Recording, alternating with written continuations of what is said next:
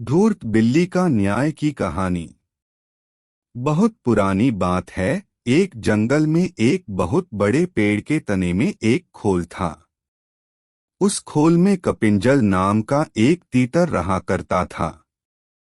हर रोज वह खाना ढूंढने खेतों में जाया करता था और शाम तक लौट आता था। एक दिन खाना ढूंढते ढूंढते कपिंजल अपने दोस्तों के साथ दूर किसी खेत में निकल गया और शाम को नहीं लौटा। जब कई दिनों तक तीतर वापस नहीं आया तो उसके खोल को एक खरगोश ने अपना घर बना लिया और वहीं रहने लगा। लगभग 2 से 3 हफ्तों बाद तीतर वापस आया। खा खा कर वह बहुत मोटा हो गया था और लंबे सफर के कारण बहुत थक भी गया था।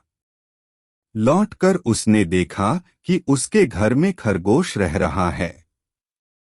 यह देखकर उसे बहुत गुस्सा आ गया और उसने झल्लाकर खरगोश से कहा, ये मेरा घर है, निकलो यहाँ से।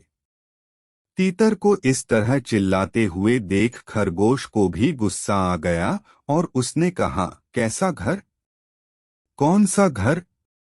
जंगल का नियम है कि जो जहाँ रह रहा है वही उसका घर है। तुम यहाँ रहते थे, लेकिन अब यहाँ मैं रहता हूँ और इसलिए यह मेरा घर है। इस तरह दोनों के बीच बहस शुरू हो गई। तीतर बार बार खरगोश को घर से निकलने के लिए कह रहा था और खरगोश अपनी जगह से टस से मस नहीं हो रहा था। तब तीतर ने कहा कि इस बात का फैसला हम किसी तीसरे को करने देते हैं। उन दोनों की इस लड़ाई को दूर से एक बिल्ली देख रही थी। उसने सोचा कि अगर फैसले के लिए ये दोनों मेरे पास आ जाएं, तो मुझे इन्हें खाने का एक अच्छा अवसर मिल जाएगा।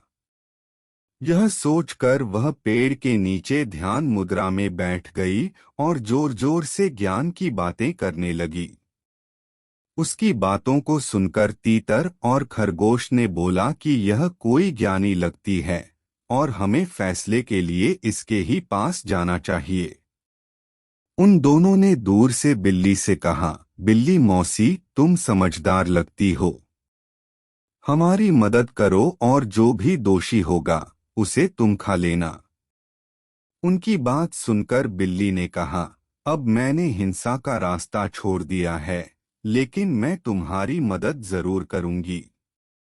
समस्या यह है कि मैं अब बूढ़ी हो गई हूँ और इतने दूर से मुझे कुछ सुनाई नहीं दे रहा है। क्या तुम दोनों मेरे पास आ सकते हो? उन दोनों ने बिल्ली की बात पर भरोसा कर लिया और उसके पास चले गए। जैसे ही वो उसके पास गए, बिल्ली ने तुरंत पंजा मारा और एक ही झपट्टे में दोनों को मार डाला। कहानी से सीख। इस कहानी से हमें यह सीख मिलती है कि हमें झगड़ा नहीं करना चाहिए और अगर झगड़ा हो भी जाए तो किसी तीसरे को बीच में आने नहीं देना चाहिए।